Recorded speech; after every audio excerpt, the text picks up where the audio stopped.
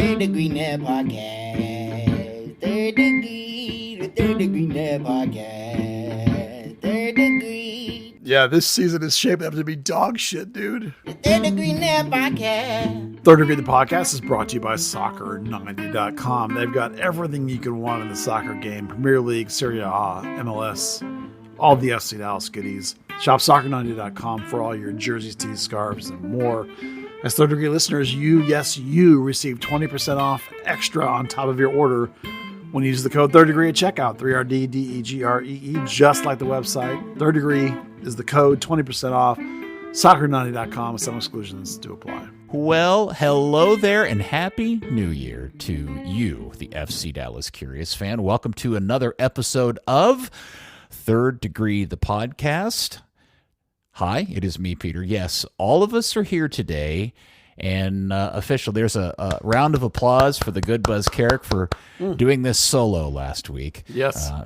Thank you for doing that. And then, of course, first off, the Hatter himself, Dan Crooke. Howdy, Dan. Oh, you're right. Yep, good. Did you have a good holiday? I mean, I can't complain. 6 points, you know. Yeah? What was the best gift you received in the holiday? It was actually a knife sharpener. A knife sharpener. All right. Yeah. I dig that. What kind of one? Chefman, some electric, one for Japanese and European style knives. I like to find out that Dan Crooke is into knives, into cutlery. I dig Kitchen knives. Yeah. Especially. All right. If there's a murderous rampage with knives and sharp objects, we know who to go to look to.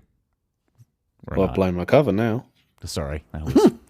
Buzz will just edit that out. You're clean. Don't worry about it. And, of course, your hero, my hero, everybody's hero, editor, founder, thirddegree.net, Buzz Carrick. Come in, Buzz. Hi, Peter. You might be surprised to learn that this is the beginning of the 6th year of Third Degree the podcast. Holy cow. Yeah. We've been doing this for 6 years now? Well, it was just starting year 6. Last season was year 5. You remember we started late in one of the years, so the first year wasn't hardly a whole season, but this is now the 6th season of this podcast. But it shouldn't surprise you since this is now year 27, season 27 of Third Degree. Year 6 is almost pales in comparison. It's crazy. I think Third Degree has been together as long as I've been married. Yeah. That's crazy. Yeah, and longer than Paxton's been alive. Unbelievable. Stop it. Good Lord. I'll always say that the rest of my life. Gut punch. And what wonderful best Christmas gift did you get, Buzz? Probably a Cowboys sweatshirt for my brother. Probably that's pretty good. Although I always get some Legos, which is because I'm a dork, and those are fun too. Legos are awesome. Yeah. Did you get a particular kit? No, it's almost always something Star Wars related. I think this one was a Boba Fett thing. I think it's not very big; it's just a small one. But it's such a childhood endorphin, of yes, throwback. Yeah, it's all totally 100%. Very good. Well, we don't have a lot to talk about because after last week, Buzz doing his bit solo, and the week before that, there's just not been a lot of movement for the curious to chew on from Little Football Club Dallas, Buzz. Yeah, there's not a lot of, really, it's a dull time, which is not anyone's fault. The window doesn't open until the end of January for transfers coming in. I would have thought that they would have perhaps one or two things lined up, but the holiday also happened, and the people that need to do a lot of these things are probably still involved in the seasons, and I noticed Zanata jetted off to do some conferences and stuff right after the season ended. So, it is what it is. I'm hoping that we're just going to have to wait, and then we're going to see some stuff soon because camp does open. Players report on the 13th. I know that, and so camp should be that Monday probably for training. So with the 15th maybe that they'll start training. So they better get going. But again, the window doesn't open until the 30th. I think it's the 30th, something around the 30th of January, late January. But then it runs till April. So there's no need to rush anybody in like the first camp, I guess, other than you want them to get ready. Why wouldn't MLS have their transfer window open at the beginning of January with everybody else when Is there a reason? Do we know why that is? Why it's scheduled the way it is? I mean, unofficially, it's designed to be the primary window for the season. So, it's not where everybody else is in their secondary window. So that's one reason why they don't line up, because the primary window is really long for most clubs, most leagues, and the secondary window is short, which is the January window for everybody else. It used to actually be, of course, the MLS window used to be much later. It used to be like March to June or something, but they've moved it up some because the last season or two, they've been pushing forward the beginning of the season. So last year was the first year they started like in middle February. And so it moved up to the end of January.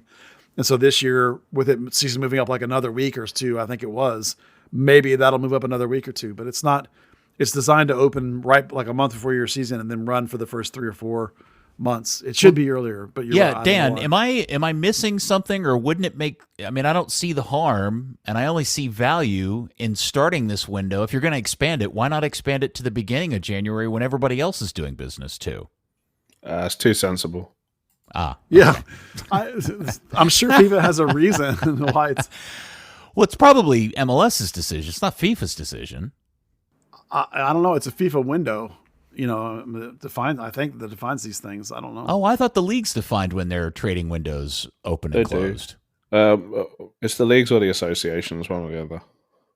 Yeah, maybe it's U.S. Soccer, this labeling. I don't know enough about how that works, to be honest with you. Maybe it's something I'll try and dig into someday if I can figure out who the hell knows the answer to that question. Well, then this leads me to my next question. Does USL have its own window? I would assume it's the same as the MLS one. I've never ever thought about this before, about when USL can sign and trade and move players around. I've never even thought about that. Is the championship the same as the Premier League? No, that's what I was about to say. The Football League has a week different window than the Premier League. Ah, okay. There you go. Well, sorry, it has a different loan window. The actual the September 1st deadline, that sort of stuff, that's all the same. I'd be interested in knowing that. It just makes sense to me. If they can make it up on their own, why not do business when everybody else is doing business? I don't know. Christmas? Because I don't know. I mean, generally speaking, the holiday, the first window, the primary window, is longer than the secondary one. That's pretty much true for everybody. No, I get that. Yeah, it may be that they want to. Maybe they're waiting. Maybe they want it to be slightly later so they can sort of let the heavy hitters go at the front of January. Get the sloppy and they seconds. can slide in on the back end and then have from till like April when you have, you can almost get to the summer window when everybody else gets to their end of season. You're almost going to be there in the MLS primary window. Maybe that's why they don't want to do Somebody smarter than me knows the answer to this question. Man, I wouldn't even know who to ask. Maybe Andy knows. Ask Andy. Actually, you know what? Andy probably does know this answer. I'll ask him on Saturday, if not beforehand. All right. Well, since we don't have a lot to talk about, and it's unlikely that here on Thursday evening we're going to get any breaking news, we decided to kill some time with a annual favorite of this podcast that I've not participated in before. It's the Great Third Degree Speculation Podcast, where we just ask ourselves silly questions and come up with speculative and somewhat silly or... Yeah, no one's keeping score here. This is a thing that Dan and I have done when you're not around and we're trying to fill something sometimes. Trying to fill time. Yeah. I get it. But I think it's a fun one, so hopefully everybody enjoys it. All right. I will just randomly pick for some of these pre-done questions, and I'm going to start with this one. Who will be the next player sold from FC Dallas? Whew, toughie. Well, it's not going to be Alan Velasco, and it's not going to be Jesus Ferreira anymore. So I'm going to say Martin Paz is my answer, because I think that he'll have a really good season this year. And so somebody will come sniffing around either in the middle or the end of this season, and the end of the next season, someone will offer the Hunts too much money for him. Interesting. You got a guess, Dan? Actually, that's kind of what I had down. He's got a couple of roadblocks to getting a look at the national team. I mean, mainly equally young players that are very good. And MLS may be a detraction on top of it to the coaches. So, it may be a case of looking at, well, hold on, that's my goal. If I'm not achieving that, I want to put myself in the best position for it. Yeah, good point. The other part about this question that I think is worth a conversation is if we had asked this question this time a year ago, obviously the two players that would have topped the list are Velasco and Jesus. And obviously Velasco is probably not likely because of his injury situation. But does it not reflect poorly on Jesus that he is now no longer considered a candidate for this question? Well, I think the injury he had and the fall off a little bit at the end of last season hurt him a bit in this regard. Part of the problem for Jesus is that he gets paid a pretty good amount of money here, and also the Hunts have a pretty high valuation on him, so that makes him hard for a lot of leagues to afford him. You're talking about really a top 5 league only that can afford him. And this comes back to the idea of Martin Paz too, is that this is a springboard for those kinds of leagues. The players can go from here to that level. So if you could have a really strong season, if you're up there as a goalkeeper of the year candidate or an MVP style candidate, people are going to notice you. And that brings me back around to the idea that another player to put on your list of potentially being sold is Giovanni Jesus, because the whole idea behind U22 initiatives is that you buy these young players that are a little more expensive and try and develop them to sell them on. That's the whole purpose of that.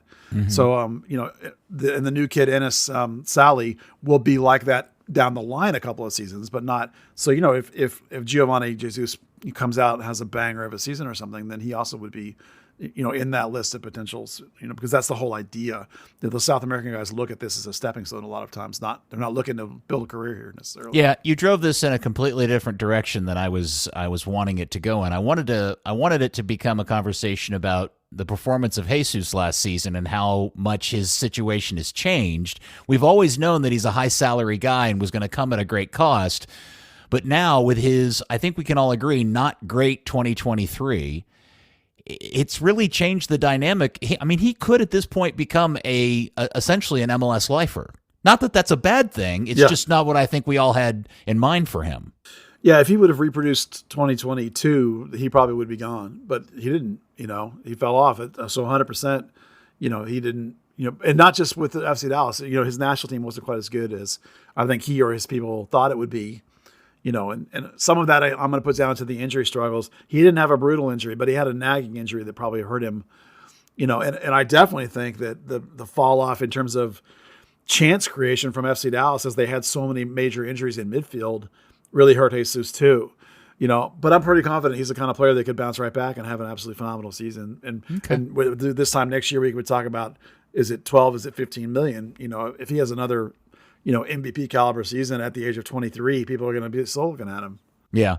But he is starting to approach that age, that weird kind of awkward age part of his career where, you know what I'm saying? Oh, like the interest levels from overseas is going to start to change. Now, that doesn't mean he doesn't get interest from Liga MX or someplace in South America, but the European aspect does suddenly start to change. He needs a banger of a season if he's going to follow the trajectory that he and his people probably assumed that he would have. And I do think a part of his ability to have a banger of a season is directly tied to this club getting the rest of its S figured out in terms of the team. Absolutely. Yeah. Okay. All right. Because it was big news today. Signing with Cincinnati was Miles Robertson, the Atlanta center back, who was very much on everybody's list. And I think a lot of people wanted him to go to Europe, but he's not. He's staying in the league and probably getting a nice deal, but not the big dollar deal I think everybody thought maybe he'd get, or maybe nobody assumed he would get a DP deal, or I'm not really clear on how everybody felt about that. But he's not coming to Dallas. That's what we do know. Yeah. He is going someplace else. And so the question is, will Dallas sign a center back? And will that center back start more regular games than Ibeagha? Dan, why don't you go first on this one? Sure. I think they will sign a center back. They're getting a little bit late in the off season for how they've kind of liked to do business for those players that do get significant minutes, which makes me think maybe, for example, we're a month later than the time last year Ibeagha was signed in free agency, so they're not getting their number one or probably number two targets at this point. So it may be that kind of third, fourth choice. I'm going to agree with Dan, actually. I think, yes, they will add a center back. They actually need to add two, but they're going to add one for sure. And I actually think that given their track record for this, I think that no, that player will not play more games than Ibiaga. I think Nkosi and Ibiaga will both play more because I think the signing's not going to be as good as everybody wanted. Oh, I think that's as predictable as sunrise at this point. I think if they're going to spend money, it's not going to be at center back. And I think they probably feel pretty solid in that as best as, you know what I'm saying? Like, I think they like Ibiaga better than you and I do, or the three of us do. Mm-hmm. And they like Tafari, obviously. So whoever they're going to sign is going to be an Ibiaga equal or lesser. Yeah, this will be a TAM level signing, which is the money Martinez was on. That's vaguely in the neighborhood of that, say, $700,000, $800,000, $900,000 player that will be bought down, so they're not a DP. This is it was Martinez. You go back to Ziegler. If they were to hit like Reto Ziegler again, that'd be great. Yeah, but then they've also had your Bressans or your Martinez for that matter. It's just not great, not a banger. So, didn't I see you retweet a rumor about a was it Argentinian or Colombian center back? I shared it. It was a Colombian center back who plays for Millonarios? Yeah, Millonarios. Yeah. I share those things mostly out of fun. Remember that we have no idea how many of them are real. I usually say it's about 1 out of 10. There's been no domestic confirmation of that, but it was the first time we saw a center back linked this winter, which is, and he wasn't like 75 years old either. No, it was actually, he's 28. He's right in the prime of like that you would like in this kind of signing. Like you look at his numbers and the guy, I don't have his name in front of me. I apologize for that. It's the kind of sign that would fit this exactly if it's real, if it turns out to be the thing. So, we'll see. We'll find out at the end of January. The difference is if a player is free or he's going to be free, you can go ahead and do it, which is why you're seeing moves happening. But if you're looking at a guy who's got a couple of years left, that one you have to wait for the window basically for it to happen. And Dallas doesn't like to go early and announce stuff until they're 100% ink dried anyway. They're very paranoid about that. So. Okay. Because of a lot of the conversation that the curious have been having in your Discord, Buzz, by the way, if you're listening to this podcast, you don't know about the Discord, you can sign up for Buzz's Patreon and get access to the wonderful community of the curious, which always has great Dallas conversations and about the team and everything else. I don't know, Buzz, they can just go to your Patreon page and do that. But a lot of there's been a lot of back and forth amongst the regulars in the Discord about how this team's going to line up for next season. And one of the ones that I keep seeing is the idea that the draft pick, Logan Farrington, is going to play a big part in this season, and the idea of matching him up with Jesus up top. And so one of the questions here is an over-under on regular season goals for Logan Farrington, and that will lead me into kind of a follow-up question. Okay, you want to ask the follow-up now? Yeah. No. I want to ask, why don't you do over and under first?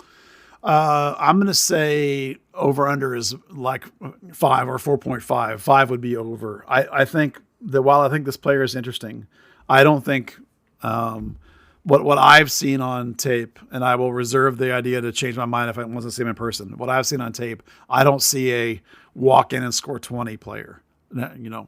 That's what I've seen so far. Good Lord. Right. Well, people are comparing him to the guy at Orlando who did that, who walked in and scored 20. They're saying he's the next version of that. I don't think that's what we have here. I think this is a player who, in my opinion, he'll play, certainly. But I think, if he gets 5, I'll consider it a very successful season. And again, ask me again once I see him in training. Maybe I'll be like, oh my God, never mind, I was an idiot. I'm just saying what I saw on tape. I see like a contributor, but not a 20-goal contributor. You got an over-under number, Dan? I actually wrote down 4, funnily enough. Okay. There you go. We're on the same page then, basically. Yeah. This is interesting. Yeah. Well, because here's the thing. If we get into the start of the season and he is a regular contributor, just take away whether or not he scores goals or not. That is a really alarming indicator about where the club is in terms of how it views the 24 season as a contender or not. Yeah. The difference will be there's 2 contingencies there that would make a big difference. If he's starting every game and he's scoring 20 goals, that's different than if he starts every game and scores 4 or 5. Right. You know, that's the indictment that, like, you know, because in order for him to do that, he's a very pure 9. So in order to do that, you have to move. I mean, he's not a high 9, but you have to move Jesus. So like, he better be real good if you're moving Jesus out to the wing. You know, so that's the contingency there. If he's Jimenez, yeah, you know, because here's the problem, guys, is we as a fan base or people that follow this club, we've all been so used to just a really crummy level of strikers at this club for the last however many years that the bar is really set low. I mean, you don't have to come into this team and score a metric F ton of goals to be a hero, right? Because think back of who the last set of number 9s were at this club outside of Jesus. It was Cobra. How many goals did he score for this club? Not that many. Okay. Coleman? Yeah, not that many. Jimenez? Frank O'Hara. Yeah, Frank O'Hara? Yeah. I mean, we could go through this list probably 5 or 6, 7 guys deep. And that's why there's a part of me that wonders that they're like, look, we've tried the go out of town and find somebody who's supposedly got a good pedigree and supposed to be able to do this for us, and have just said, screw it, let's go see if we can't get the best college player to bang in goals for us. Yeah, for the record, Pepe had 13 in 2021. Frank O'Hara led the club with 7 goals in 2020, granted shortened season. Before that, the leading scorer was Jesus when he was 18. Which when he had like 8 goals and led the team in goals. And then Maxi before the season before that, Maxi had 8 and led the team in goals. And then before that, Maxi had 12. One season, Blas led the team when he had 7. One season, Michael Barrios led the team in goals. I mean, it's like there's been some low numbers for leading the team in scoring. You see my point. Yeah, no, I do. And yeah, and I totally agree with you. Like, if this guy's starting 30 games, if he starts 30 games and he's just meh at like 5 goals, 10 goals, then that tells you how really bad the situation is. Now, if he's like the Orlando guy and bangs in 20 plus, that's a totally different equation. Sure. And we'll revisit and we'll eat all the Maya Copas that are necessary if it turns out the kid is amazing, because people are hyping the tar out of this kid. I can't remember the last time I've seen a pick hyped like this, you know, and it's the 3rd overall pick. So people are excited about this guy. Not just FC Dallas, like people around the league, like draft people were going bonkers about this kid, like how hype he was. All right. Well, we'll see. I was only slightly aware of the story in Orlando with that guy. So hopefully maybe that's true. I mean, he seems to be the vast exception to the rule, and maybe I'm forgetting my MLS history, at least recent history, of strikers and forwards coming out of the draft and hitting a bunch of goals in their rookie season. Well, Daryl Dickey is the other one, but again, that's Oscar picking. Yeah. Right. Yeah. So maybe it's more about Oscar than anything else, but yeah, whatever. Okay. Well, interesting. Well, I should clarify that McGuire only had 13, not 20, but that's the point is, like, you know, if a guy comes out and he's banging goals like crazy, well, then I'll be happy to say I was totally wrong, but I'm not seeing that in my book. Hell yeah. If Farrington shows up and hits 13 goals this season, that is an A+ draft pick and a huge win for this team, no matter how the season goes. I mean, hell, if he gets 5, that's a good contribution for a rookie, you know. That's not Macandelli. But that's really the larger part of this question, which is if he's playing every game and only hits 5 goals, that's a real indictment on the club the ownership and everybody running this thing, wouldn't it be? Because this is what the team needs is goals. Yeah. Well, Bernie will have more than that, you know. I mean, but Velasco didn't and Ariola didn't. So yeah. Okay. Yeah. We'll see. Let's see. Speaking of which, since we're talking about the position, Dan, your prediction: will FC Dallas, or specifically Clark Hunt, write that painful check to buy out Jesus Jimenez? Yes, but only if the $1,000 ticket level sells out for cocktails and cleats so that they can afford it. That would be a lot of people at the $1,000 tier at that event. So I'm guessing that means your actual answer is no. Honestly, I don't know. So the Dom Dwyer buyout happened, like, I think it was the 10th of January last year. And how much does that? Do we know how much that cost him? No. I think it was like 300,000. It wasn't Okay. that much. And who else have they bought out? They haven't. But typically, like Cincinnati's done one. Atlanta bought out Joseph Martinez. Miami did one. There's been a few around the league. They tend to be that from the time players report to that last week before the season starts. So there's a good window for it to happen. Am I ridiculous? Didn't they buy out Hara? Yeah, they did. Okay. Yeah. How much did that cost them? $3 million. So what will Jimenez cost him? prorated. What would Jimenez cost him to buy out? 1.4, 5. Oh, this is a farting bargain. And I think Dwyer. If I look at Dwyer's salary, I think his salary was actually higher than it wasn't 300K. I think it was higher than that. I think it was trying to think back to Orlando, what Orlando was paying him back in 2020. God, but how much I think money? It's 1.4. But Speaking of spending money, how much money would you pay to be a fly on the wall the day that Dan and Clark have to sit down and fill out the paperwork to do another buyout of a failed forward? Well, the rough part is that Franco Jara, they thought they were going to do the mutual contract termination, but for whatever reason, the league said no, you have to buy him out. So they, in the end, they had to buy him out. And now they have to buy another guy out. Well, I'm going to give my prediction, and I'm going to predict that they don't. You think they're keeping him? Yeah, I think it's horrible, but I think they're keeping him. And that's because you don't think they're going to be able to find somebody else and they're high on Farrington?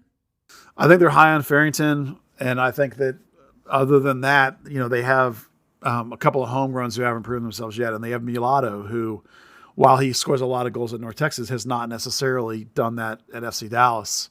He's a really young guy and probably will be looking to move. I would imagine they'll want to sell him on at some point. So my gut instinct right now is telling me that they're going to hold on to Jesus Jimenez, because it's like the Hunts will be like, well, why should we pay like 1.5, 1.6 million to get out of him when, we might need that body, halfway through the season for some reason. So like they're not in a rush to do it. And my fear is actually that they're not going to, because you haven't seen them do anything else, and it's like, it's making me. The tone of your voice has changed dramatically in the last minute. I know, because it really bums me out, because it's actually, I think it's absolutely horrible what they're if they don't buy him out, what they're going to do to themselves in terms of trying to win this season. And I'm afraid that's what's happening. Like, because he's what they call he falls into this TAM category where like his number, just like Paul Arriola, is a DP number. So because you have two young DPs in Velasco who they won't put on the injured reserve for the season, and Jesus, you're not stuck using those guys, but because they're young DPs, their cap number is way lower. So the only one that you can buy down would be Arriola or this guy, and there's also these rumors that there was people from Mexico that were interested in Arriola. So it's like, if you roll around to the start of the season and you just leave him as a DP and just, so that's what my prediction right now is. No, they're not going to buy him out. And I base a lot of that on was not as a reaction when I asked. He kind of was like, "Oh, what?" Like, yeah, I suppose that's a tool we have at our available. Did he grasp his pearls and gasp and say, "Buzzard, why would we ever do such a thing?" Well, he gave a non-answer, but that's fine. But it wasn't the way it wasn't what he said. It's kind of how he said it and the look on his face, like almost like, "Oh, well, I guess we could do that. We don't really want to." And I was like, "Oh no!" It's like, "Oh my god!" I mean, they were flabbergasted that I suggested they put Velasco on the season-ending IR, but when they came down for Jimenez, they were like, "Oh, we hadn't really thought about that yet." I was like, "Oh my god, really?" I just had this mental image of Zanata leaving that meeting and then like sprinting up the stairs into Clark's office, going, "I got an idea." Yeah, I wish. I wish you saw the look on Coach's face when he was smiling when I asked about Velasco. But yeah, I know. Okay. Okay. Bummer question. Sorry. Yeah. Well, I don't know if this is bummer or not, but since you brought him up, will Paul Arriola be here next season? And if he's not, Paul Arriola. Yeah. Okay. Yeah. If he's not, who will be the captain? I'm going to say yes, he'll be here. But the answer to, and I'll extrapolate that on a little bit, and I think what the Hunts will want to move on from Paul Arriola will make it where no one will want to pay enough for him. I don't think some Mexican team's going to come in and go, "Here's $6 million." So I think they'll be here. And then the other side of that coin is if he were to go, who would be captain? And I'll say Yaramendi will be captain because you want somebody that's going to be an almost lock starter. who everyone in the locker room will respect. And when he talks, everyone in the locker room will stop and listen. And I think that fits Yaramendi, who speaks lots of languages and has lots of respect and everything. So, Danny. Yeah, I think it's more simplified. It's probably not going to want to move around with a fresh baby. Interesting. I got a couple questions out of this. One is, why not Jesus as captain? Well, he's off a He's captain now. second choice. Yeah. Oh, is he? Yeah. Okay. Well, when Paul was unavailable, Jesus was captain a lot. I just think that at the start of the season, if you're missing somebody like, last year, Yaramendi was new. He wasn't really here. But now he's been here for like 6 months. People saw how incredible he really is. He has this wealth of experience. Part of making Jesus captain is making him responsible, making him feel like he needs to step up for the team and all that stuff, because he's a young guy and you want to try and focus him. But I think he would still be in the mix. But I think an overall captain, if you're going to name a guy like, here's the captain, I think it would be Yaramendi. And since we were talking about Areola being sold, what do you think they have him valued at? The club. Well, probably. You said $6 million, and I'm thinking that's effing nuts. There's no way. Right.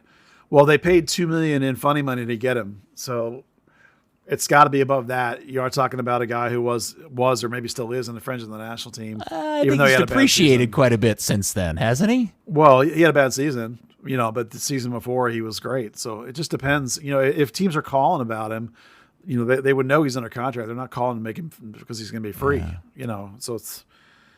I don't think it would be $6 million. That's what I'm saying. I don't think someone would offer that. I think somebody might offer 2 or 3, and I don't know that they would bite on 2. They might offer on 3 or 4. They might bite because the money's different. Like the MLS funny money is not the same as the real money. You're not going to recoup that funny money. You would sell him if you think you can use that money to get something better. So his price will depend on what they need the money for. Okay. If we believe them that they don't take money out of the club, and I believe them, I think they don't do that because they're too rich. They don't need it. Will they sign somebody of TAM level or higher, a DP or whatever, somebody other than what we've already talked about at center back? Oh, other than at center back. Yep. Yeah, they'll sign a center midfielder because they just love signing tons of center midfielders, apparently. But will it be a TAM type guy? Let's say yes, just for shits and giggles. Okay. Buzz? No, they will not. There you go. Disagree. Yeah. I think that they're going to get a center back, and then that's it. I think they're going to. Good Lord, this is going to be the crappiest season. I just don't. There's not. Usually when this time of year, there's lots of rumbling. I'm not getting any rumbling. Not names, but people like, oh, here they're looking at this, looking at that. Well, we are only 10 days out from camp starting too. Right. So I think that they will get the center back, complete the roster build, see how Areola, Leggett, the new kid, see how all that goes, leaving themselves the ability in the summer window. So, so I think this particular start of the season, no, they're not going to sign anything else but a center back. And that'll be it. Whoa. Okay. Because another one of these questions that are on here is the question of how many regular season starts for Anis Saleh, which leads me to this whole thing that I've been thinking about for the last week or so, which is this confusing state of this club, which is Bernard Kamungo, this Anis Saleh kid, the other kid that they signed, isn't he Brazilian? The one that came from the Barcelona Academy? Oh, he's not signed to FC Dallas. He's with North Texas. Yeah. Okay. Logan Farrington, all of this stuff, that feels like a lot of youth and a lot of inexperience. And I swear we spent an inordinate amount of time on this podcast in particular talking about how this coach doesn't like inexperienced youthful players.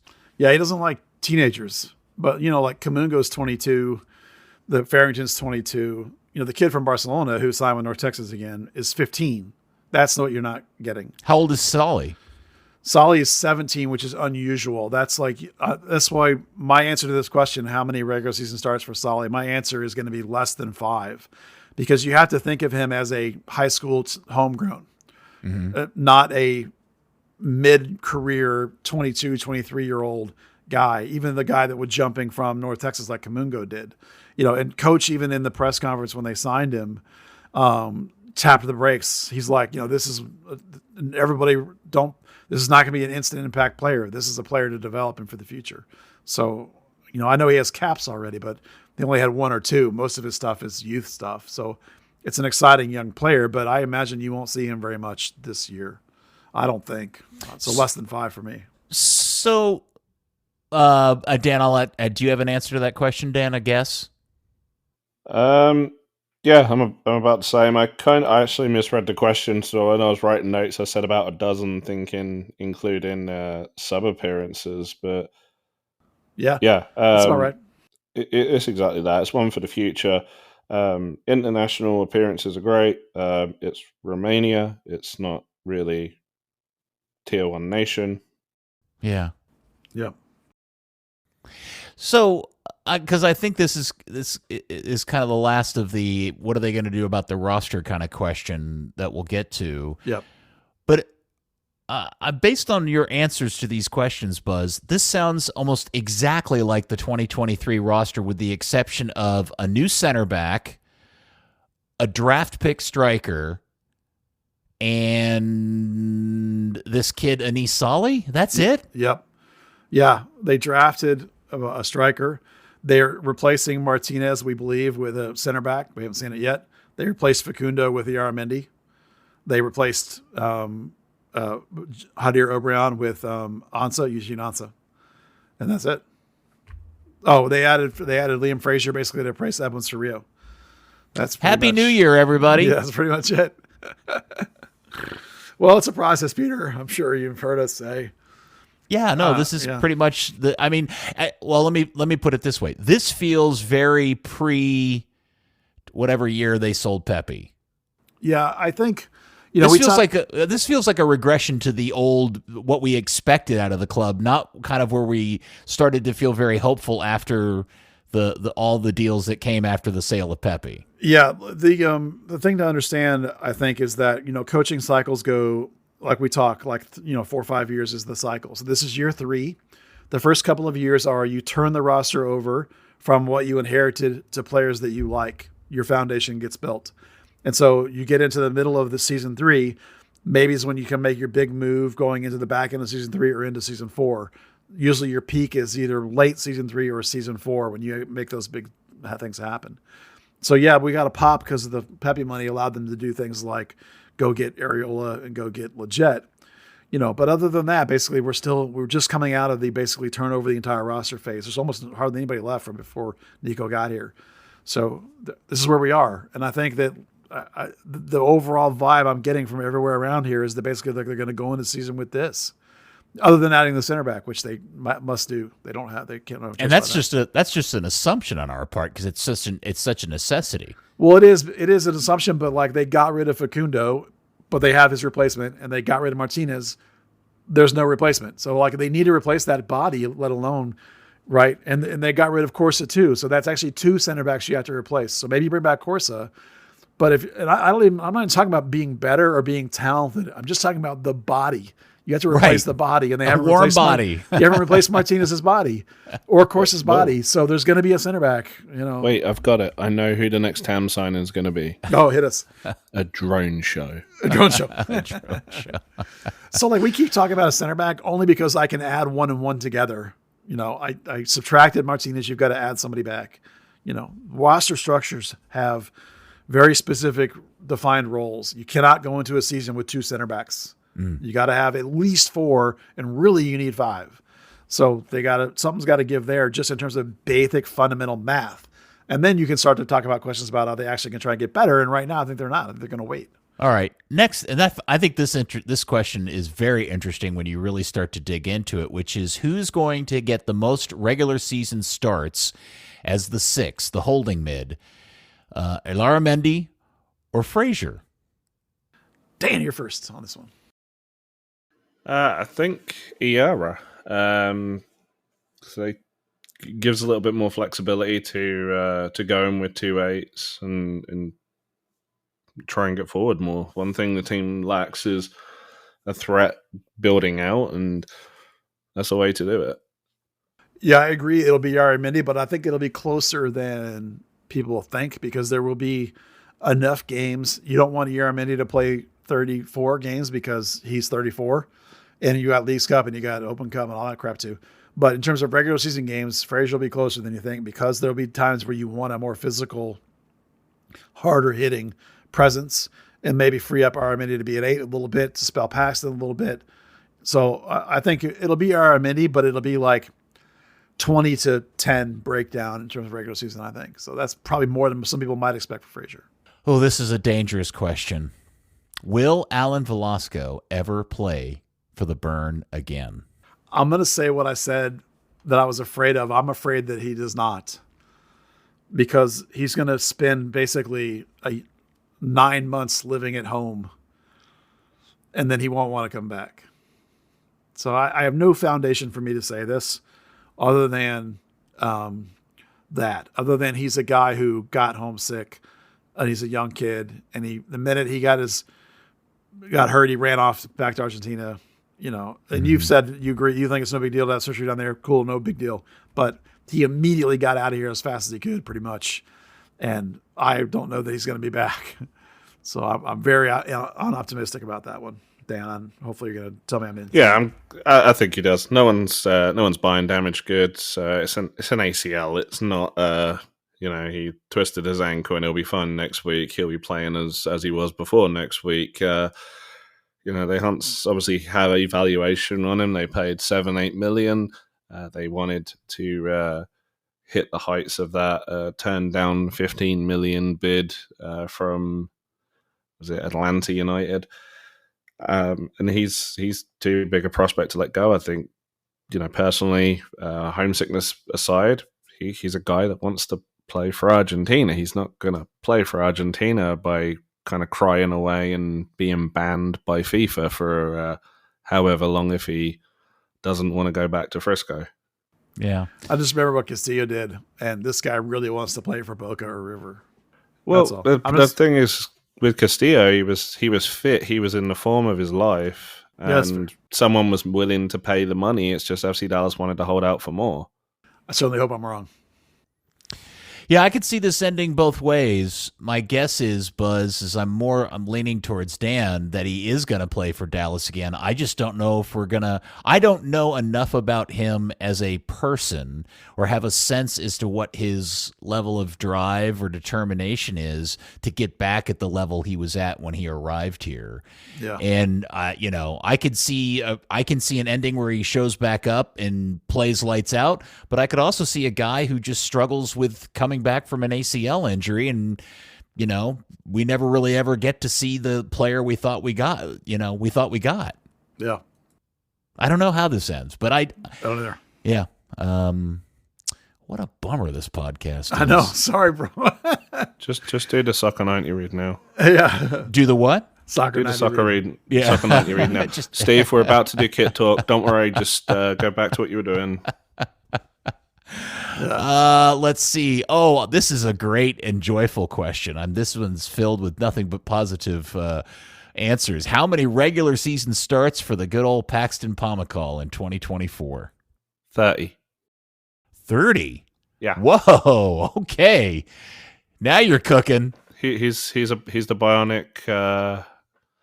He's the bionic man now. And I mean, he had 24, 26 last year.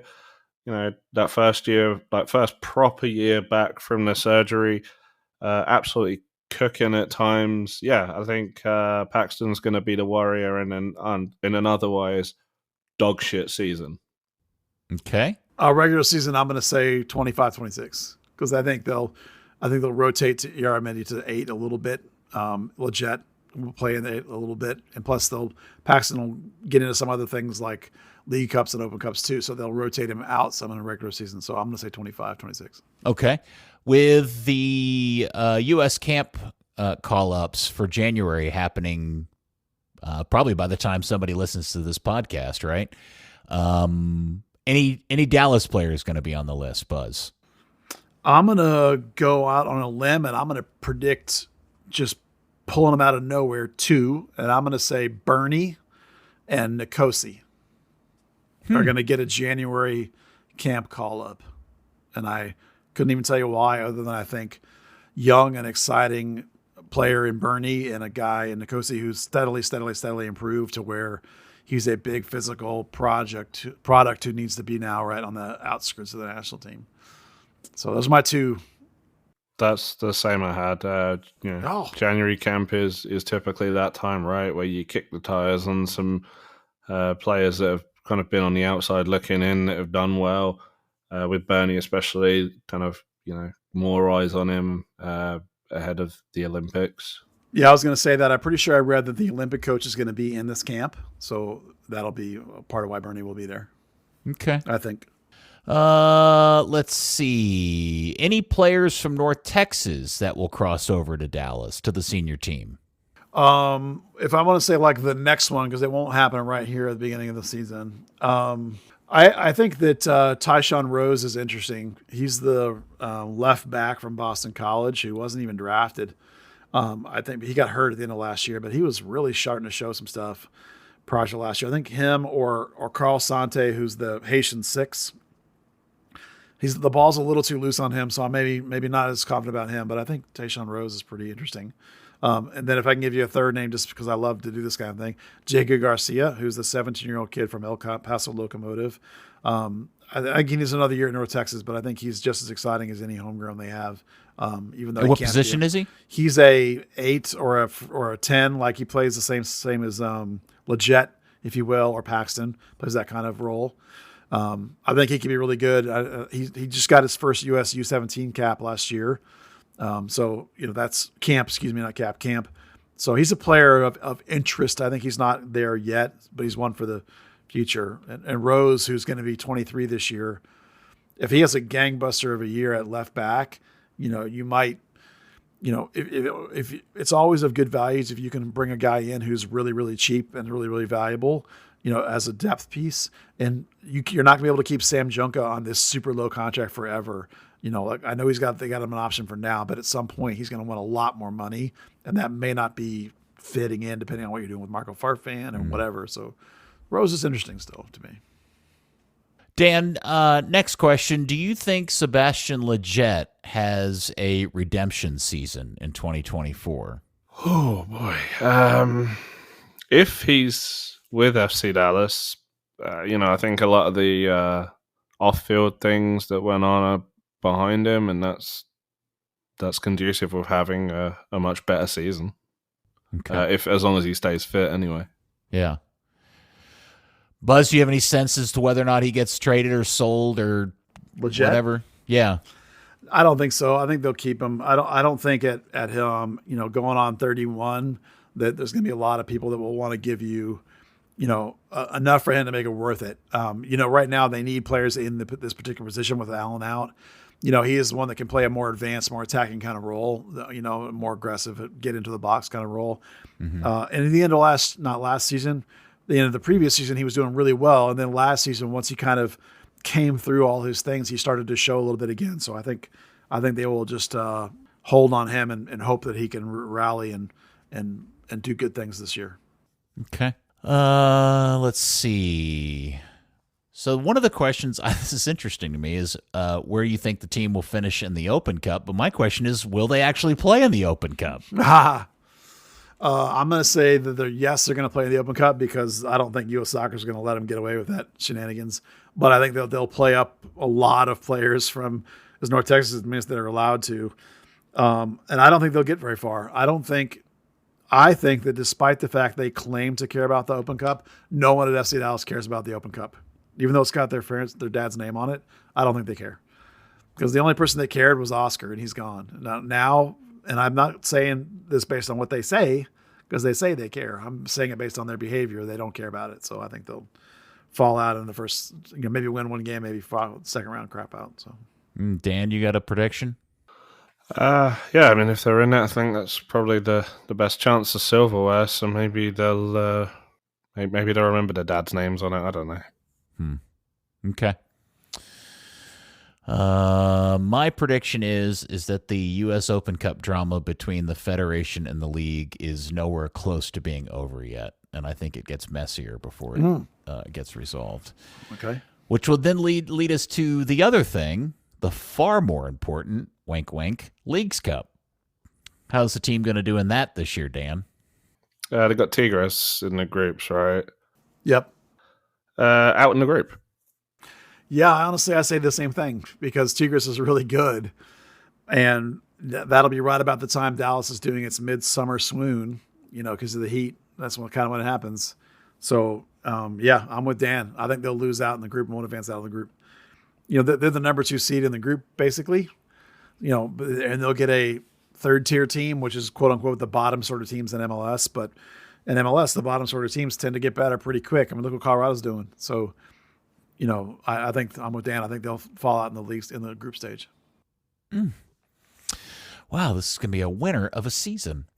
Let's see. Next one. Oh, Martin, this is a curious question to me. I don't know why. The question that's pre-written is, will Martin Paz take the number 1 jersey? I'm assuming he doesn't have it now because he didn't want it. But now I realize, no, it's because Jimmy had it, right? Yeah, Jimmy had it. Yep. So, assuming Jimmy's not coming back, will Paz decide to take the number 1? I think yes, he will. And I agree that Jimmy is not going to come back. I think Jimmy will be ready to move on to whatever the next phase of his career is. Okay. So I'm going to say that yes, Paz will jump to the 1 jersey. Dan? Yeah, he had it at Utrecht with Jimmy. I think if he does come back, it's probably not in a playing capacity. Oh, yeah. I'd love to have him back as a coach. Yeah. Absolutely. So this also leads to Buzz's favorite question on this list, and I'm surprised it wasn't on the top of the page, which is predict a Dallas player number change, with the exception, obviously, of Paz. I'm going to predict that Iara Mendy will ask Farfan for the number 4 jersey, and that Farfan will let him have it. Because Farfan... Because he doesn't want to get his ass kicked? No, because Farfan, if you look at Farfan's number history, he doesn't really seem to have necessarily have a favorite. Now, I will tell you that in the history of FC Dallas, number 4 is left back. So there are people that will say that it's a center back and all that stuff, but here at this club, it's a left back. So that aside, though, Iara Mendy's entire branding of himself, his personal website, all of his social media handles, they're all Iara4. So that he's known worldwide for his fan base, which is probably bigger than FC Dallas's, as 4. So I think he'll ask for it, and I think Farfan will give it to him. Man, Paul Broom is fist pumping somewhere listening to this episode. Yep. Chris Bondi. And Chris Bondi too. Yeah, for sure. It's been 4 Martin. It's been 4 as left back here a lot. So, all right. I've been kind of pedaling through the last of these questions, and I'm saving the best question for last. I got a bunch you haven't asked yet. Yeah, but they're all kind of the same thing, Okay. and I don't want to, All right, here's an interesting one we didn't get to. If one of you guys could make one realistic, and realistic was put in italics, national team signing, who would it be? Well, realistic just meant that you have to sort of be able to justify it. You can't say Pepe because you're not going to get him, right? So I'll go first. And my realistic national team signing is James Sands, who currently plays for NYCFC. Yeah. Who is a 6 that's very similar to Iara Mendy in how he plays. He's a little, not quite as good as a progressive passer, but has a lot of the same qualities in terms of intercepts and game readings, and is a nice young American player. So that's, to me, and if you look up various valuations or whatever, he's on $2-3 million or whatever. To me, that feels realistic. So for me, that's one. James Sands. Huh. You got anybody, Bud? I thought his move to Rangers was permanent. I didn't realize that. As far as I know, when I looked today, he's still listed as New York City. Yeah, he's definitely back there. It got terminated in March. I just didn't. Oh boy, realistic U.S. men's national teams. You think about it for a second, Dan. I'm gonna throw out my answer because it's at the front of my head, and I don't want to forget it before it gets my turn. What about Johnny Cardozo, who's playing down in Brazil? Yeah. He's certainly a quality player. I don't know enough about him to say whether I would like him over Sands, but certainly he's a good player. Oh, I think he's probably a better player than Sands. Yeah. And he's playing at a pretty high level in Brazil. Yeah, that's a great one. It'd be an interesting, and he's a good 6. It would be an interesting addition to this team. Yeah, that's a good one. I didn't say Chris Richards. I felt that to be unrealistic. A little bit. Or Cameron Carter-Vickers, who would cost you like $15 million at this point. So I left out those kind of. Well, names. I'm just trying to think of people that I think would want to come back and play in MLS because it's a step up, or they don't, not that playing in MLS is a step up from playing in Brazil. It seems like that is a mean, like he could make more money here probably than maybe he's making in Brazil, possibly better exposure, et cetera, et cetera. I think you could have said that Alex Zendejas is somewhat reasonable. Playing for Club America, I mean, it's a good spot, but maybe he might like to come back. Yeah. But I'm sticking with James Sands. That's my reason. All right, Dan, I'm sorry. I jumped in front of you. Yeah, I am drawing an absolute blank. I'm looking through players and I'm like, either I don't see where they fit in or how FC Dallas fits in for them. Okay. So you're not going to back me up on Johnny? No. Okay. Oh, well. All right, Buzz, and because everybody loves it when you do this, who do you think the next homegrown signing is going to be? Well, I'm sticking with it's not going to be Julian Eystone, even though they really wanted it to be. And it's not going to be Kevin Bonilla, even though it should have been. I'm going to say it's the kid that they brought in from Flamengo, FC Dallas brought in. His name is Gabriel good Lord. Mendonça. It shouldn't be that hard to say. Gabriel Mendonça. He's We'll 16, call him Bob. Going on 17. He's the one that's from the U.S., but was raised in Brazil. He's an 8. He's really, really, really good. I think that he'll be the next one. I could just see that gets picked up, and the kid comes and plays for the team, and suddenly Bob. Out of the Rhine is the cheer, Bob, and he's so confused. FC Dallas used to do that all the time. They would give guys American nicknames like Little Joe Cow. Yes. Remember? Yeah. Oh, yeah. Joselita Vaca. Yeah, they call them by their Americanized gringo name, even though, it's like there was a bit for a while at FC Dallas. All right, Buzz, before I get to the really good question, is there any other questions in here that I haven't asked that you really had an itch to answer? The Liga MX one. Or the MLS Cup one. Well, those are just so depressing. Or the breakout player, or the leading scorer. Okay. All right, who's the leading scorer going to be this year? Well, probably Jesus. Jesus. Yeah. Okay. And who's going to be the breakout player this year? Dan, if you got one, go ahead. I would have said it's cheating, but I would have said Liam Fraser. Why is that cheating? Well, he wasn't like the full breakout player, but he had a pretty good couple of months since he got signed. No, I agree. My feeling about him is very different today than it was after his first, 4 or 5 appearances. And I'm quietly hopeful that he becomes a solid starter for this team because I think that improves Elara Mendy's ability to do something good for the team. But that's a different story. I'm going to go with Eugene Ansa.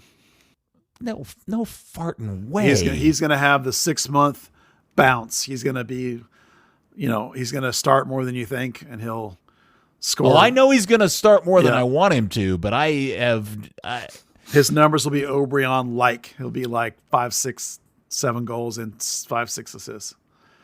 That's my breakout, Eugene. That's the depressing breakout. If coming in here and scoring 6 goals is a breakout season, that's a bummer. Yeah, well, I don't think Ariel for an international signing.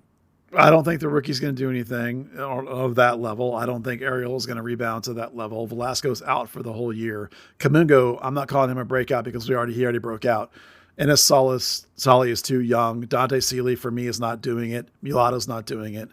Paxton's been here. Tiki's not getting enough playing time to be a breakout player. Dan. Who you got? Dan. Who pissed in Buzz's Cheerios before I'm just saying recording? Eugene Ansa's going to be the breakout. I think it was probably Andre Zanata. Yeah. Did you get coal for Christmas, Buzz? No, I'm just calling it like I see it, my dude. Okay, because this is like officially Buzz the Grinch episode. I know. I'm sorry to bring it down. Good Lord. These things all add up to me. And it's just, let's keep the good vibes going. Will Dallas ever win MLS Cup? Well, ever, yes. In the next decade, no. And I'll be like on Social Security. Peter, you tell me anything that you see that tells you this club will win MLS Cup inside a decade. I would love to hear a thing. It could be, look, it could just be some weird, I mean, it's the way that the Hunts have ever won championships. It's just been a weird alignment of circumstance. The stars come together in a particular way for one particular season. Draft Mahomes. Yeah. I mean, I'm not trying to water down their success with the Chiefs and Mahomes, because obviously a lot of other things had to happen.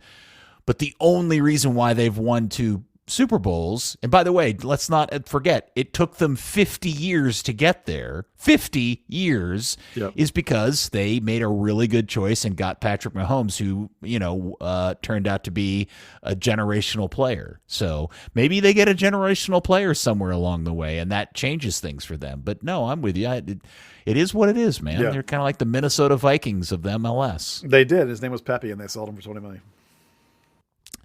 Yeah, and we all started to feel really good about stuff. Yeah. Well, everything is getting better, but that doesn't mean it's going to win an MLS Cup. Yeah. Average attendance this season. Oh, Dan, you go first on this one. I'd imagine it'd go down. It's not quite the height of the new era. I'm going to say 19. What was the final number this year? Do we know anybody know off the top of their head? I don't know. I think it was less than 19. Yeah, because 19 would be capacity. 19,096 is the actual full capacity number. So I think the full average was somewhere around 17.9 or 18 something. Buzz, could be. The average was 18,287. Okay, yeah. I just think they're going to be a little bit better about maximizing their sales for these drone shows and events like that, and I think that. Man. I think they're going to continue to sort of make slow incremental progress on this. I do. I think last year looked really great. Even if the team sucks?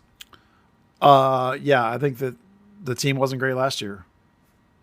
They were not very good. They were like they're fighting to get in the playoffs. It's like I just think that they're doing so many things right off the field that are moving them in a more relevant direction in the market. That market. Remember, their whole market's not whole DFW. It's just that like 30 to 45 miles. Yeah. So I think they're doing the good things. I think they're getting closer and closer all the time to being sold out all the time. So I'm going to say 19. All right, and here is the official best question of the Speculation Podcast. Good evening, Steve Davis. It is, what do you think the 2024 new home shirt for FC Dallas will look like? And I want Dan to go first because he's the official kit dude on this thing. Right. I predict that it will be chartreuse. That's a stupid answer. I mean, it's in line with everything, right? No, seriously, what do you think it'll look like? What kind of design will it have? Okay, so so far the only MLS leaks have been the same template as 2023 with an updated collar.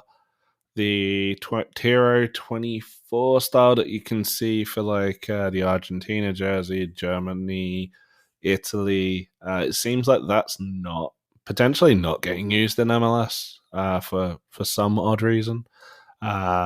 Goalkeeper jerseys look like they're the Saved by the Bell credits. It's probably going to be red. Yeah, that's really all I got. Well, that's not what I was looking for. Buzz, you got a pick?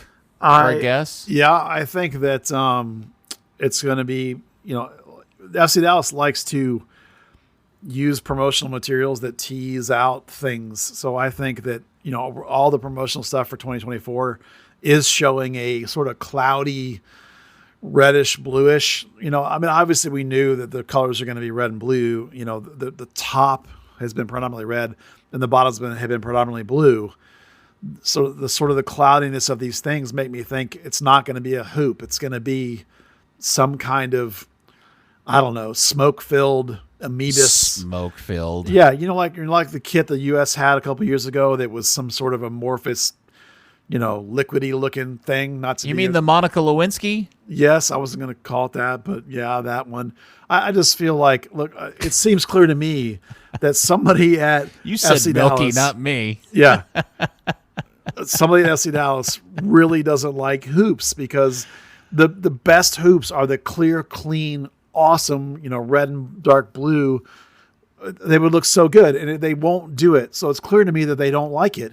Somebody up there with authority, probably Clark, doesn't like that. So I think you're going to get some sort of amorphous based on the little cloudy backgrounds that they're putting on everything, promotionally speaking. I think you're going to get some kind of... Yeah. I would just tell everybody, I think if we've learned anything over the last several years, is that the modus operandi is that the marketing team makes graphics, and inside those graphics, we've learned over the years that hints or indicators of what the shirt design is going to look like come from that. I mean, we can go back the last however many seasons now, Buzz, 4, 5 seasons. Yeah, 4 or 5. Yeah, it's been a while. Yeah. And so far, you call it cloudy. I would call it kind of an ombre or a gradient. Yeah. Although it's mostly red, there's some blue hidden in there. It makes me wonder if maybe the shirt's going to be like a red torso with blue sleeves or something, with navy sleeves. Or if, or what if we're going to get one of those numbers where it starts one color at the top and fades to a different color at the bottom or something? Yeah. Something like that. You remember the reunion kit had that hash that we saw, and we thought, oh, that could look exactly like that. And Dan got so accurate that they actually thought it was a real picture. And then there was a time where the current kit they have now, like the little horizontal hashy kind of lines. We saw those lines in stuff like in the background. Yeah. So there's been 3 or 4, like the Ranger powder blue was showing up a little bit and some stuff here and there. Like there was a t-shirt that the Soccer 90 had, like those kinds of hints are always out there. So like the hints we're seeing now, like you called it a gradient. It's kind of like, I called it a smoky looking, amorphous kind of thing. So like that's leading us to this idea that maybe there'll become some kind of fade or gradient or a lack of, we're not seeing defined lines or edges or stripes or anything like that. So that's why we're kind of leaning that way.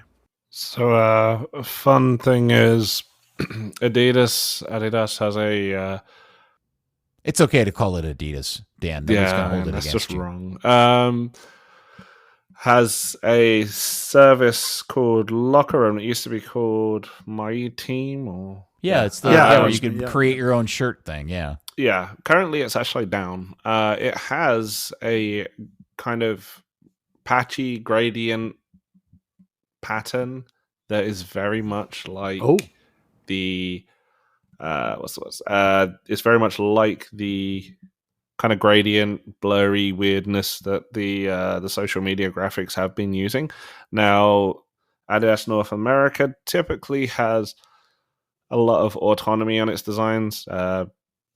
Aside from the 2020 kit where it had those kind of like staggered the hoops. River Plate third kit one. Exactly, yeah. Aside from that being the previous year's River Plate third kit, FC Dallas has pretty much been bespoke every year. So whether they kind of use a pattern off of Locker Room, I don't necessarily know, but there's a big coincidence there. Well, I always feel like I feel like over the years, the front office has gotten a lot better at keeping the lid on this. Oh, yeah. Because, we all know there used to be a time in a day where by this point, we'd all had seen the thing by now, right? Like we'd get a text from somebody going, hey, I saw this, or somebody was at the photo shoot and took a picture and they sent it to somebody and then they sent it to 2 friends. And by the time the end of the day came around, you and I had it on our phone, right? And so, but that hasn't happened in a long time. They used to put it in the Adidas catalog. And so like all the coaches would see it. Yeah. I used to run down yes. And I will tell you exactly how this used to happen. I used to make an annual pilgrimage to a certain soccer store in this town when I got a phone call that said, hey, the catalog is in. Would you like to come look at the pictures? And I would I drive there and go look at the pictures and take pictures of them with my phone, and I knew exactly what it looked like. That hasn't happened in a long time. And I do think it's pretty funny that the way we have by and large been able to figure out what the shirt's going to look like the last few years is from the club itself. Yeah. It was worse when they would even do like the 4 or 5 little hints they would put out, and the Dan would be like, "Oh, here's what it's going to look like." Yeah. So they've done a much better job locking it down. We never get squat anymore, but it's No. still fun to speculate, play around, and do mock-ups, and we'll see how close we can get. Just based on like the schedule graphic and things like that, and people listening to the pod, just pay attention to the graphics that the team puts out. You'll probably pick up hints from there. That's all. That's the only thing the three of us are working off of at this point. I don't know anything else. The last time we got a real great leak was the Ranger Powder Blue. And we got that leak so far in advance that we did that April Fool's joke that wasn't an April Fool's joke. That was actually our real prediction.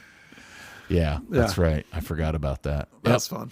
All right. Well, Good times. Good times. Good times. Well, Dan, I will expect a fully done, almost completely accurate mock-up in short order, maybe. sir. Actually, the MLS Media Day is coming up pretty soon. Let me remember. Oh, maybe they'll be dumb and give us a hint from some of that, like they usually do. Yeah, so that's going to be on the 11th. What we normally see is the players are in their kits. They have a jacket over the shirt, but people are taking photos absolutely everywhere. Sometimes players even put stuff on their Instagram.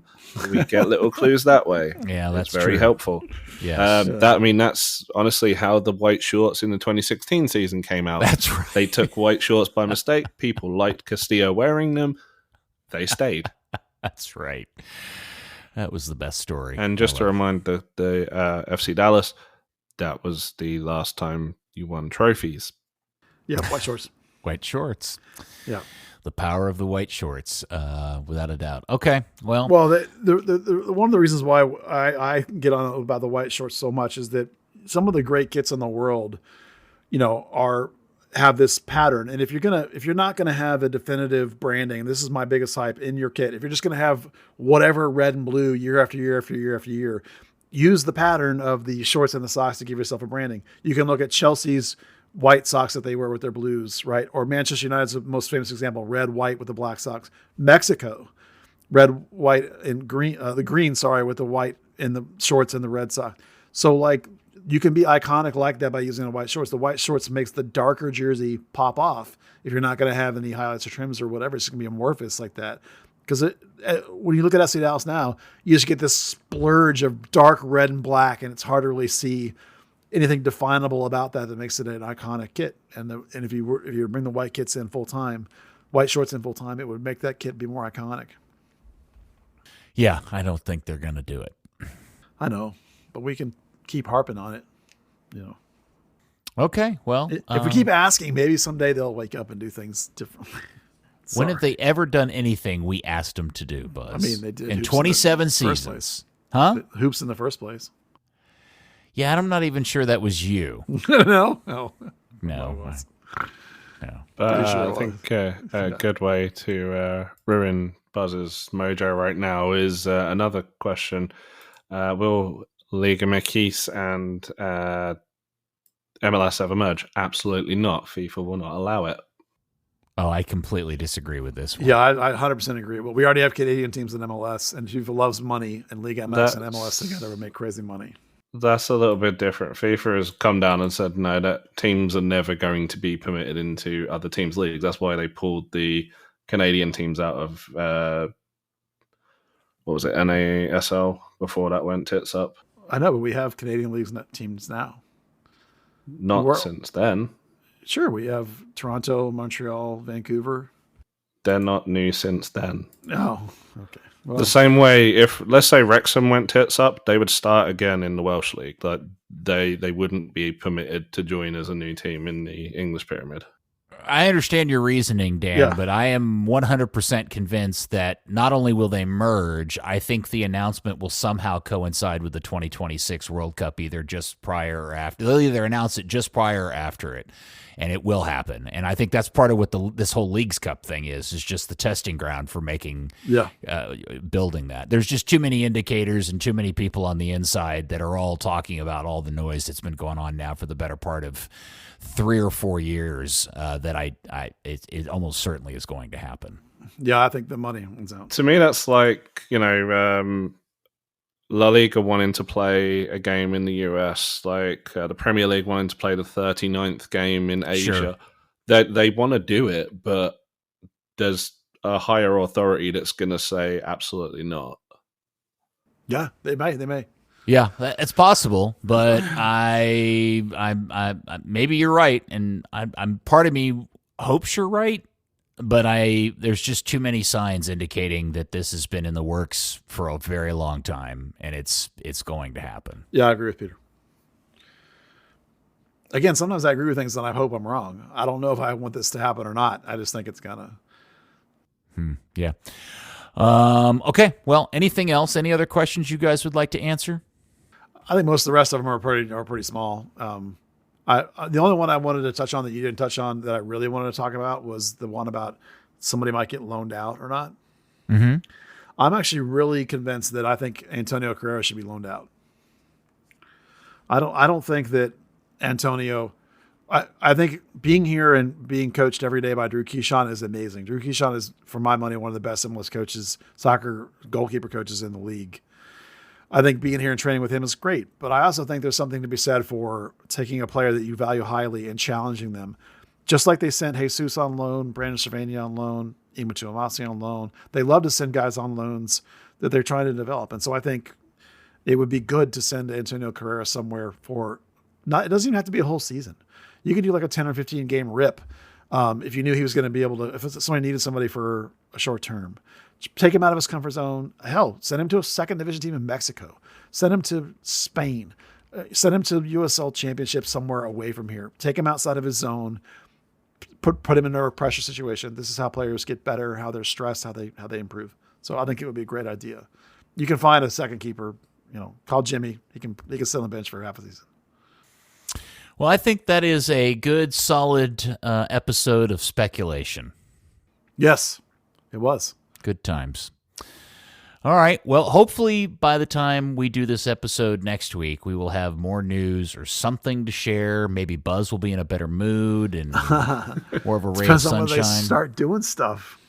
All right. Dude, just all we do here is read the tea leaves and add one and one together and see what we see. And right now we see nothing other than a center back, which is the same thing as you get last year. Remember what we said last year, Peter? I know you remember this, about how if you stand pat, you get passed by. And look what happened.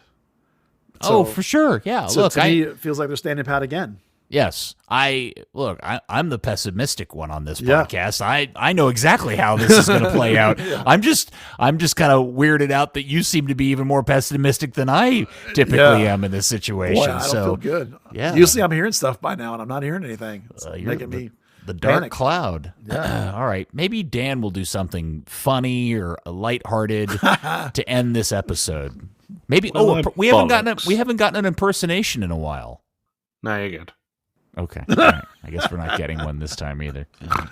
But hey, just I think it's only probably 12-ish days until preseason starts. Yeah, that's true. Just wait till they bring out a preseason schedule that is all domestic games against MLS teams, and you hear me blow a gasket. Oh, I was talking about training. Oh, well, that's true. That starts in it's always a week and a half, so that'll be fun. Yeah, weekend of Martin Luther King Day. Yeah. All right. That'll be good. We can tell you how shit Logan Farrington is or not, or how great he is. Or they'll do what they did last year and close off the sessions, and we can't. Oh, that'll be good. That'll be great. Yeah, I'll love that. That'll be awesome. Listen, now I will give them credit. I remember at the beginning of the year, I was like, holy shit, are they really going to close training? By the end of the year, they actually had opened it up more than they have in a couple of years. So I will give them credit for turning that around a little bit. They've gotten better about that. So But Dan's right. We'll see. Everybody's going to unsubscribe and stop listening to this podcast because it's such a bummer. It's FC Dallas. It is a bummer. We're lowering expectations. That way, your expectations will be exceeded, and you'll feel positive about the season when it happens. So the way that we should be framing this is that we're doing all the curious a favor. Yes. Right. Okay. Because if we hype the season up and then they're just okay, everyone will be mad. So we're bringing it down so that when they're just okay, everyone will be like, "Yay, we made the playoffs!" Right. Or if they're outstanding, yeah. Right. Everybody will be completely over the moon. Right. That's what I'm saying. Just plan for the worst and hope for the best. It's fine. Yeah. Man, I can't wait for the preseason prediction episode. Well, that'll be different because last. that'll be grounded in what we're actually seeing in training. So then we can be like, yeah, okay, what am I the other? Right now we have the caveat of not having seen them yet, so you never know. Well, you got me really worried when you say Eugene Ansah is our breakout player of the season. That's my breakout player. I'm calling it. That's the darkest thing. That's like me making the joke that Obregon was going to be leading scorer. I was kidding. You're being serious. And he was number 2. I am being serious. Well, yeah. I know. That was the sad part about that, is that he was the second best scorer on the team. Yeah. And I was Ansah kidding. will be this year. The best scorer? Second best. Oh, okay. Oy vey. All right. Well, sorry, man. I'm not going to sleep tonight. Dan, happy New Year to you, my friend. Happy New Year. Who do you have in the FA Cup this weekend? Bolton. Oh, okay. Haven't played them in 27 years, I think it is. Is it on the road or at home? Oh, crap. I don't know. How do you not know the answer to this? Because it's hard for me to buy tickets, funnily enough. We're at home. Okay. All right. Well, good luck there. Buzz? Sunderland, at Sunderland. That is a huge one. Yeah. That'll be fun.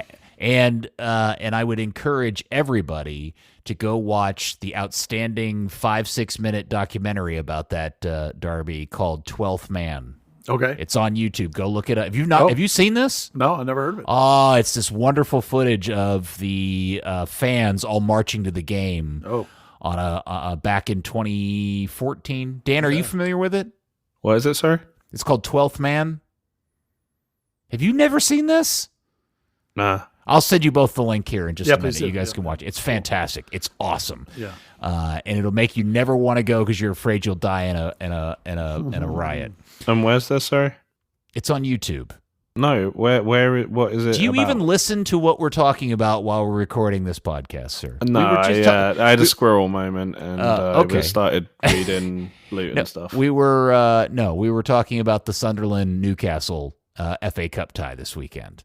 And there's a 5-6 minute long documentary that came out in 2014 called 12th Man about those two teams and the fans all kind of walking to the stadium. You've never seen I'll find it. I'll send it to you. Yeah, no. I mean, I just wouldn't go to Sunderland. It's a shithole. Says the guy from Luton. Yeah, that's telling you, son. It's a terrible place. Right. Okay. Well, yeah. You described Luton once as a shithole too, so I don't know if they're the same kind of shithole or different shitholes, huh? Twice. So, okay. Yeah, I mean, it's not an amazing place, but it's a damn sight better than Sunderland and most of the Northeast. Okay. By the way, it's fun trying to watch Tom Bogart figure it out YouTube. Have you watched his stuff yet? Yeah, 2 or 3 of them. Yeah, he definitely has no idea what he's doing, but it's funny. It's fun. He's got good info though, right? His info is amazing, but he does not know how to YouTube. It's fun to watch him try and figure it out. He'll figure it out eventually. He's a smart guy. I ain't got time for that. Okay, I'll try and watch. The mustache is distracting, but that's just a current vibe and look thing. There's not much you can do with that. Okay. Love a bit of Tommy Scoops though. Say that again? Love a bit of Tommy Scoops though. Oh, yeah. Who doesn't? Third Degree, the podcast, is brought to you by Soccer90.com. They've got everything you can want in the soccer game. Jerseys, tees, scarves. They've got every league. Premier League. Well, not every league. They got all the big leagues. Serie A, MLS, FC Dallas gear. Get whatever hot team you're into. They're going to have it. Get that messy gear. Soccer90.com. As a Third Degree listener, you get 20% off your order if you use the code Third Degree. Spelled just like the website. 20% off. Soccer90.com. Some exclusions do apply. All right. Well, thanks, guys. Happy New Year to you both. Oh, thank you, man. Welcome to season 6. of podcast. Yes, for sure. And thank you, FC Dallas Curious fans. Sorry about that. Hopefully we'll be in a better mood and have better, newer, funner, more exciting things to talk about next week on another episode of Third Degree, the podcast. Just remember, it could be worse. Third Degree, the Third Degree Net Podcast. Third Degree, the Third Degree Net Podcast. Third Degree, the Third Degree Net Podcast. Third Degree, the Third Degree Net Podcast.